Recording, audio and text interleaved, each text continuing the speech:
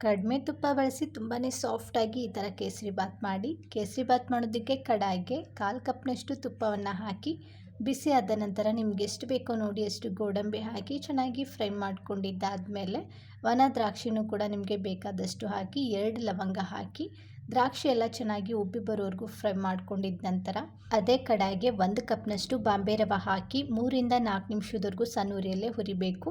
ಯಾವ ಕಪ್ಪಲ್ಲಿ ರವೆ ತೊಗೊಂಡಿರ್ತೀರ ಅದೇ ಕಪ್ನಲ್ಲಿ 3 ಕಪ್ನಷ್ಟು ನೀರು, 2 ಚಿಟಿಕೆಯಷ್ಟು ಫುಡ್ ಕಲರ್ ಹಾಕಿ ಬಿಸಿ ಮಾಡ್ಕೋಬೇಕು.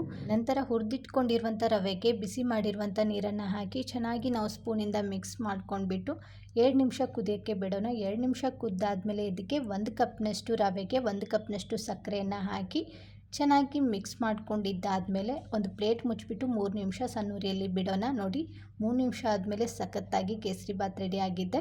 ಇದಕ್ಕೆ 1/4 ಸ್ಪೂನಷ್ಟು ಏಲಕ್ಕಿ ಪೌಡ್ರ್ ಹಾಕಿ ಗ್ಯಾಸನ್ನು ಆಫ್ ಮಾಡಿದರೆ ಸಖತ್ ಟೇಸ್ಟಿಯಾಗಿ ಸಾಫ್ಟಾಗಿರುವಂಥ ಕೇಸರಿಬಾತ್ ರೆಡಿ ಆಯಿತು.